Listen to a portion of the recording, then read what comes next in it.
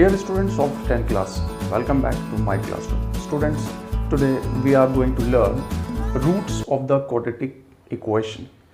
Quadratic equation के roots क्या होते हैं हम ये जानेंगे, लेकिन इससे पहले एक नज़र डालते हैं ज़ीरोज़ ऑफ द पॉलिनोमियल पर।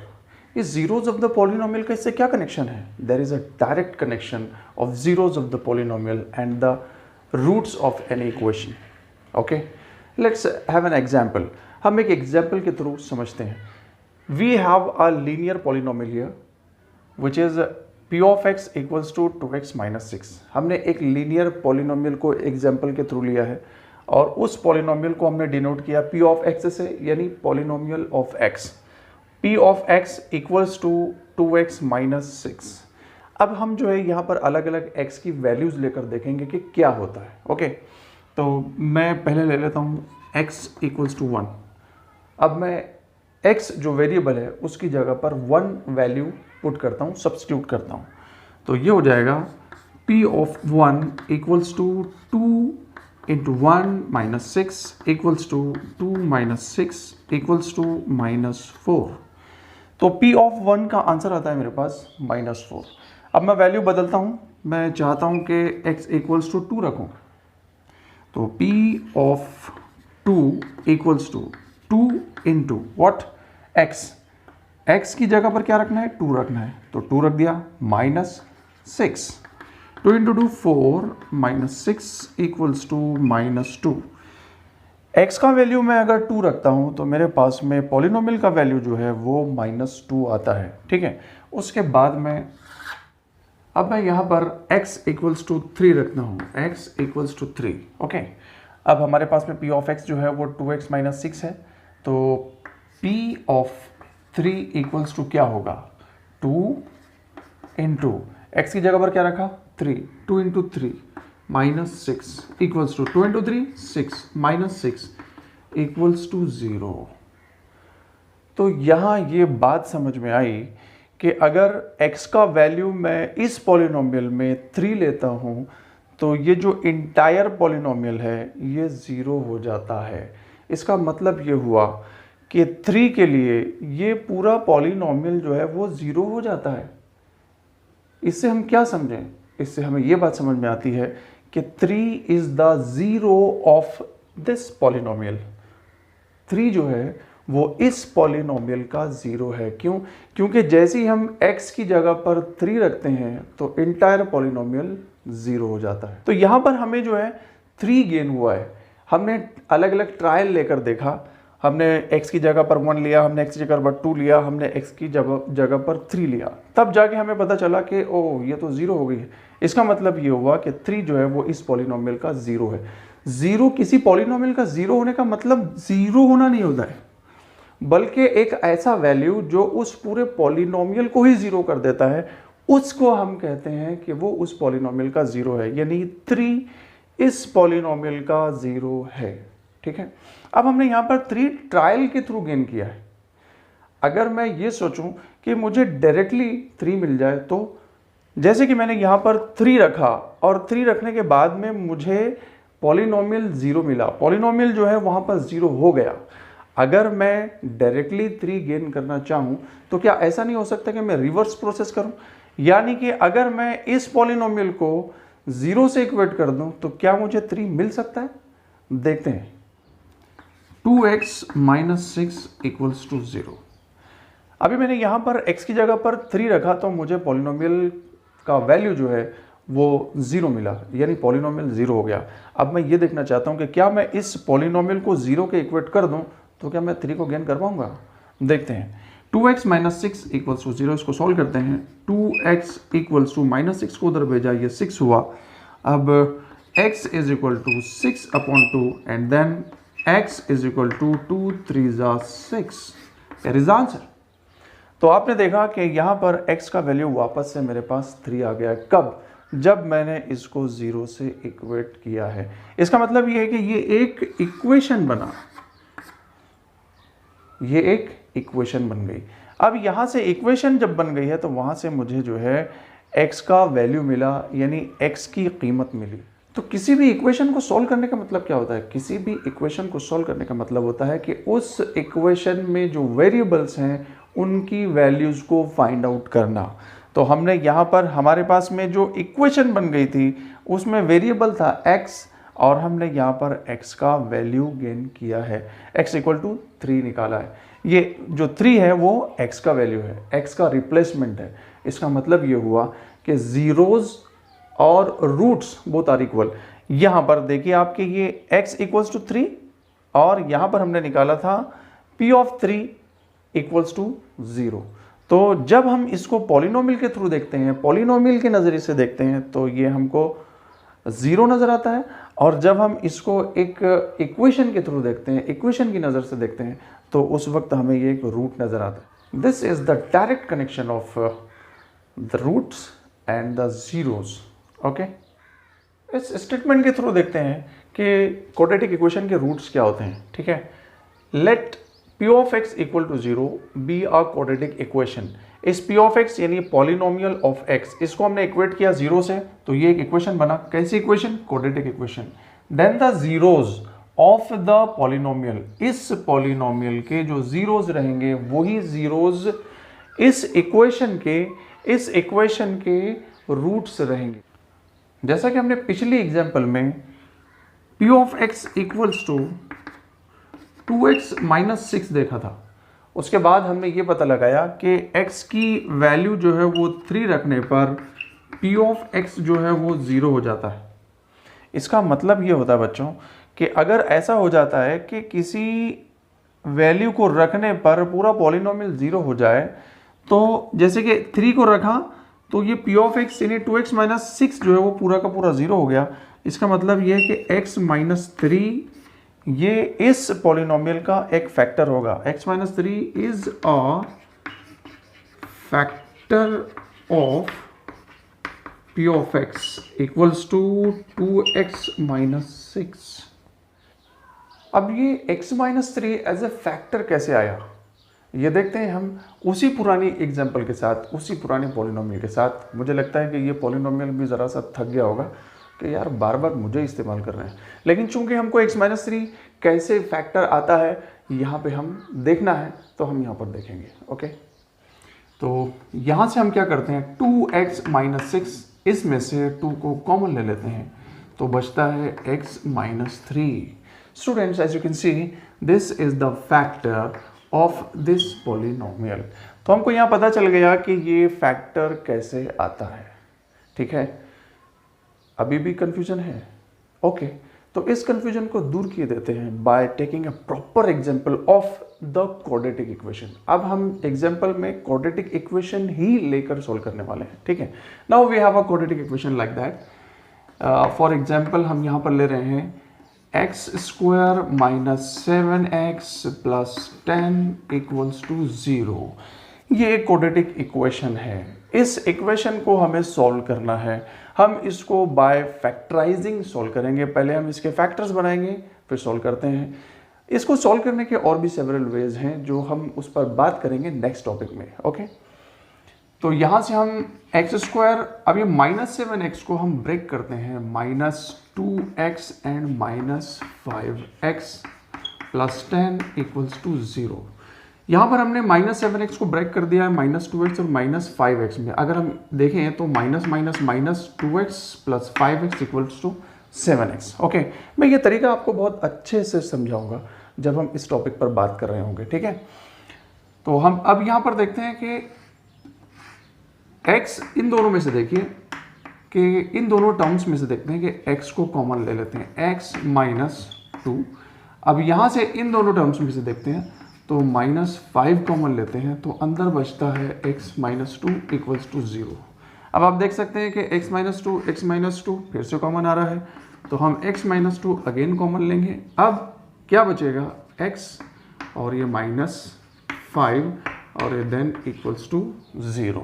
इस तरीके से हमने दो फैक्टर गेन किए। अब हम बारी बारी से इनको 0 के इक्वेट करते हैं according to the method x minus 2 equals to 0 और x माइनस 5 इक्वल्स टू 0।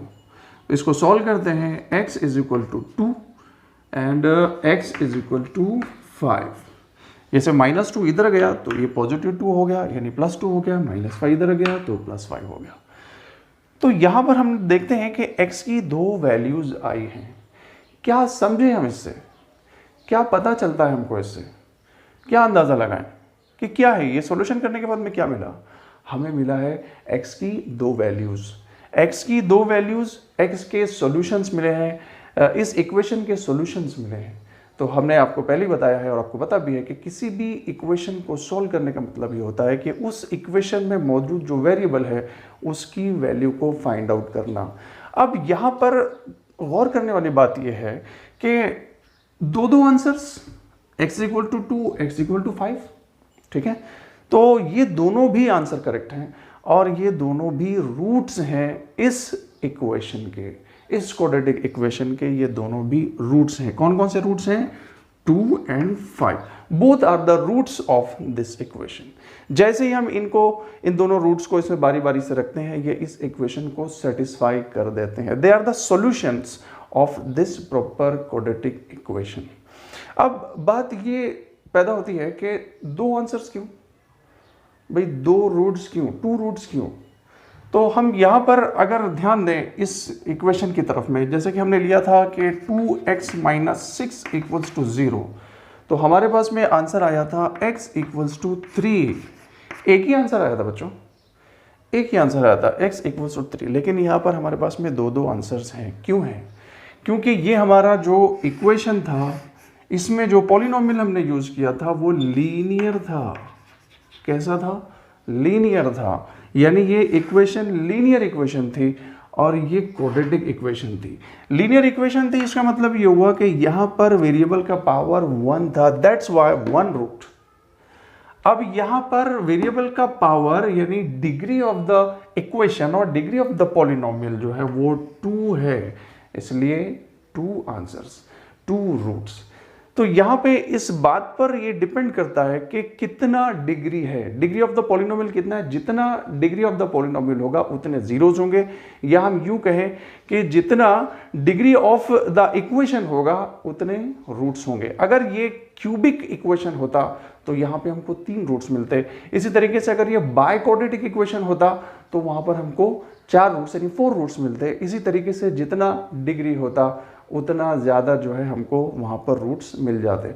अब यहाँ पर हम यूज़ करते हैं एट मोस्ट, यानी कि क्वाड्रेटिक इक्वेशन है तो ज़्यादा से ज़्यादा 2 रूट्स, उससे ज़्यादा नहीं हो सकते। लीनियर इक्वेशन है तो ज़्यादा से ज़्यादा 1 रूट, उससे ज़्यादा नहीं हो सकते। तो अब मुझे लगता है कि आपने ये बहुत अच्छे से समझ लिया होगा कि roots of the quadratic equations क्या होते हैं। किसी भी इक्वेशन को सॉल्व करने का मतलब ये होता है कि उस इक्वेशन में मौजूद वेरिएबल की वैल्यू को फाइंड आउट करना। अब हमारे सामने जो मसला है वो ये है कि on determining whether the given values are the solutions of the given equation और नॉट, हमको ये पता लगाना है कि इस इक्वेशन के सामने या जो भी इक्वेशंस हमको दी जाए उनके सामने जो x का वैल्यू लिखा हुआ है तो क्या वाकई में ये वैल्यू यानी 1 जो है इस इक्वेशन का आंसर होता है या नहीं, यानी क्या ये रियली x का ही वैल्यू है। तो हम ये पता लगाएंगे इसके सॉल्यूशन के थ्रू, ठीक है। तो सॉल्यूशन में हम देखते हैं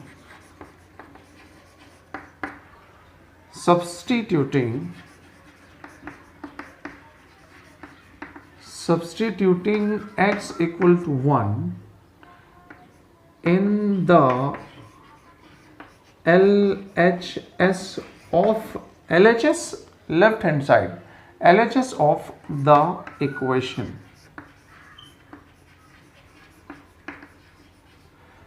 इस इक्वेशन के LHS में यानी लेफ्ट हैंड साइड में हम x इक्वल टू 1 सब्सटीट्यूट करके देखेंगे, पुट करके देखेंगे। ओके, तो यहाँ पर हम देखते हैं LHS इक्वल्स टू, हमारा LHS क्या है इस इक्वेशन का, 3x square minus 2x minus 1।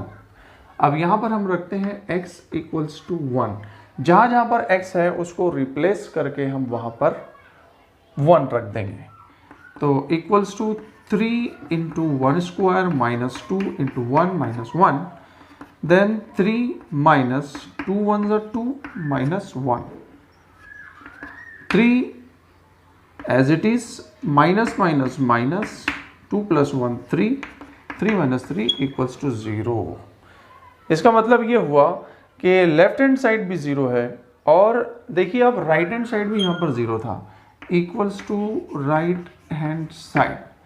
तो इसका मतलब ये हुआ कि x इक्वल टू 1 ये सॉल्यूशन है इस इक्वेशन का।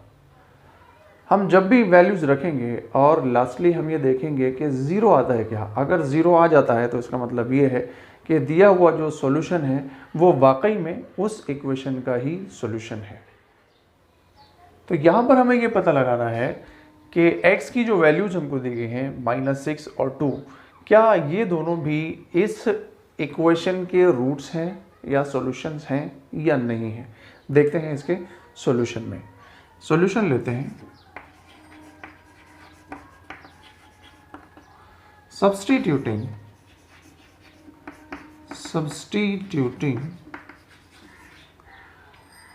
x is equal to -6 in the LHS, any left hand side of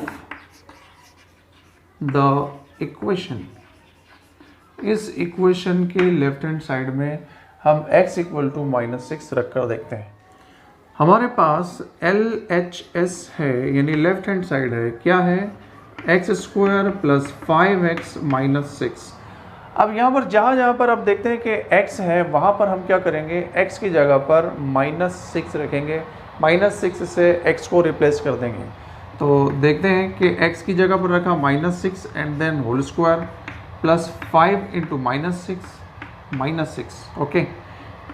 तो -6 का स्क्वायर जो है वो 36 हो जाएगा, प्लस माइनस -5 6 30 -6। अब हम यहाँ पर देखते हैं कि 36 minus 30 plus 6 equals to 36 equals to 0, जो कि इक्वल है राइट हैंड साइड के। यानी राइट हैंड साइड पर भी हमको 0 दिया गया है और लेफ्ट हैंड साइड भी हमने देखा कि 0 हो गया है। इसका मतलब ये है कि x इक्वल्स टू -6 यानी -6 जो है वो इस इक्वेशन का एक सॉल्यूशन है। ठीक है, तो हम यहाँ पर ये लिख देंगे कि -6 is a solution of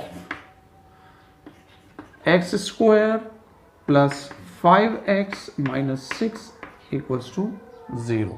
इसके बाद हम ये देखते हैं कि 2 जो है वो इस इक्वेशन का रूट या आंसर है या नहीं है। ये हमने सॉल्व करके देख लिया, ये करेक्ट है। इसके बाद हम देखते हैं कि 2 है या नहीं है। तो हम सॉल्यूशन में लेते हैं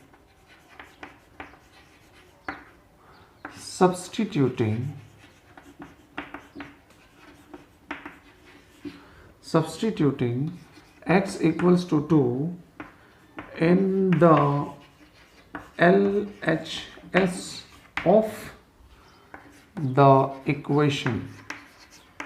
ये जो हमारी इक्वेशन है उसके लेफ्ट हैंड साइड पे रखकर देखते हैं। LHS है हमारे पास x² प्लस 5x माइनस 6।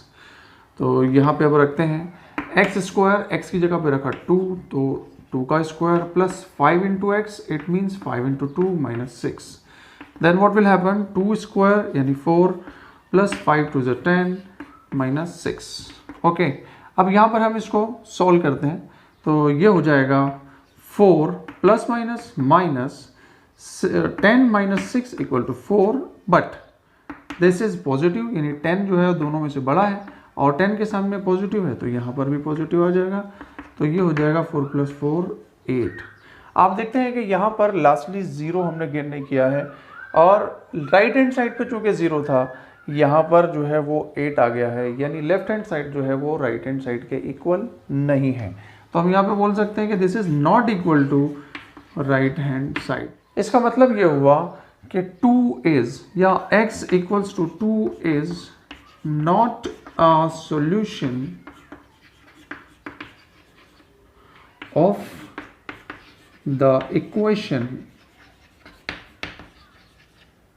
कौन सी equation, x² plus 5x minus 6 equals to 0. When root or roots are given, finding the value of unknown.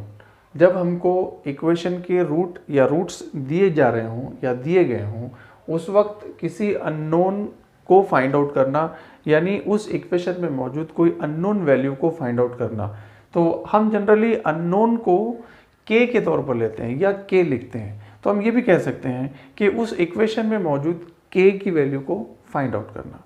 तो देखते हैं हम इसके सॉल्यूशन के through.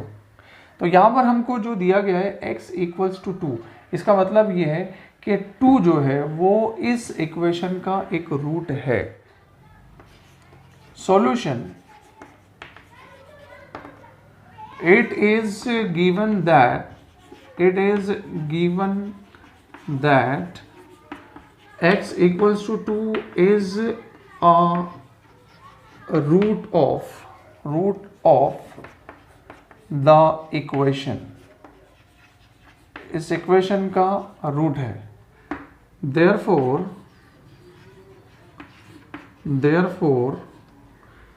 it satisfies the equation। वो क्या करेगा? इक्वेशन को सेटिस्फाई कर देगा। satisfies the equation, ठीक है। तो ये हमारा इक्वेशन है इक्वल्स टू 0। तो हम यहाँ पर लिखते हैं कि kx² plus 2x minus 3 equals to 0। हमको क्या दिया गया है? x equals to 2। तो जहाँ जहाँ पर x है हम उसे 2 से रिप्लेस कर देंगे। तो k into 2² plus 2 into 2 minus 3 equals to 0। तो ये हो जाएगा 2² यानी 4, ये हो जाएगा 4k एंड 2 इंटू 2 4 हो जाएगा प्लस 4 माइनस 3 इक्वल्स टू 0। अब यहाँ पर हम देखते हैं कि प्लस माइनस माइनस हो जाएगा, 4k एज इट इज रहेगा, प्लस 4 माइनस 3 1 हो जाएगा equals to 0। 4k equals to, ये प्लस 1 को जब उधर भेजेंगे तो ये माइनस 1 हो जाएगा, इधर कर लेते हैं। तो k इक्वल्स टू, अब यहाँ पर k और 4 जो है ये प्रोडक्ट फॉर्म में है।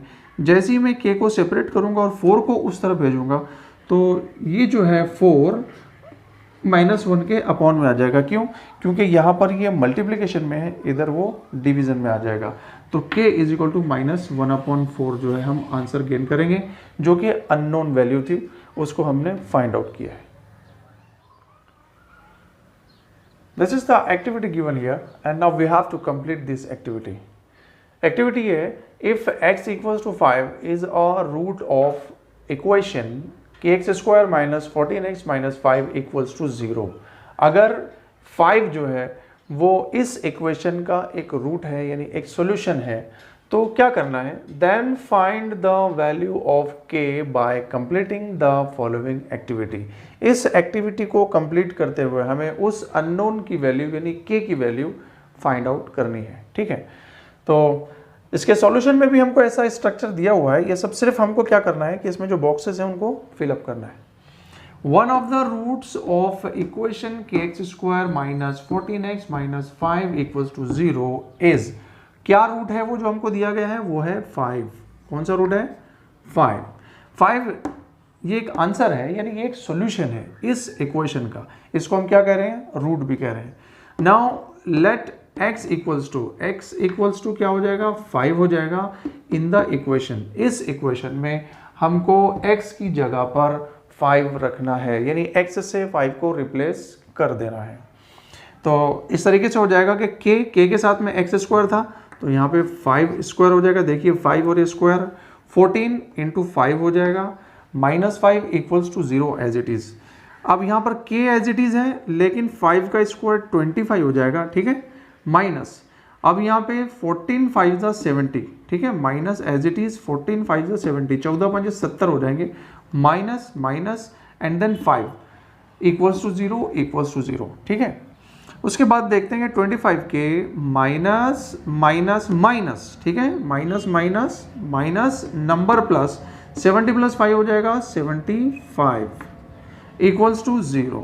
अब क्या हो जाएगा कि यहाँ पर -75 जो है जब हम इसको 0 के तरफ भेजेंगे यानी इस इक्वल के साइन के अगली साइड में भेजेंगे तो ये -75 जो है वो +75 यानी +75 हो जाएगा।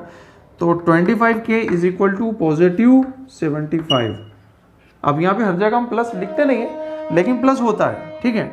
अब क्या हो जाएगा, k इज इक्वल टू, अब ये k और 25 जो है ये प्रोडक्ट फॉर्म में है, तो हम क्या करेंगे, k को फ्री करने के लिए 25 को हटाएंगे। जैसे ही हम 25 को हटाएंगे तो ये 25 कहाँ चला जाएगा, ये 25 चला जाएगा डिवीजन में, ये 25 चला जाएगा डिनोमिनेटर में। अब किसके डिनोमिनेटर में जाएगा, क्योंकि इक्वल के साइन के राइट हैंड साइड पर ऑलरेडी 75 हमारे पास में है, ये 25 इसके अपॉन में आ जाएगा यानी डिवीजन में आ जाएगा। अब इस 25 से हम 75 को डिवाइड करेंगे, कट करेंगे। 25 3 जा यानी 25 तिया 75, तो 25 3 जा 75। तो इस तरीके से हमने k का वैल्यू 3 गेन किया है according to this activity by completing the boxes here. तो स्टूडेंट्स, ये सारा मटेरियल जो हमने आज पढ़ा है ये हमको हमारी एक्सरसाइज कंप्लीट करने में डेफिनेटली बहुत ज़्यादा काम आने वाला है, इसलिए आपको बहुत ध्यान से इसको बार बार देखना है और इसमें जिन क्वेश्चंस की, जिन प्रॉब्लम्स की हमने प्रैक्टिस करवाई है उसको बार बार आपको अपने घरों पर करके देखना है। सो जल्दी मिलते हैं नेक्स्ट लेसन में। Okay, then have a nice day and bye bye.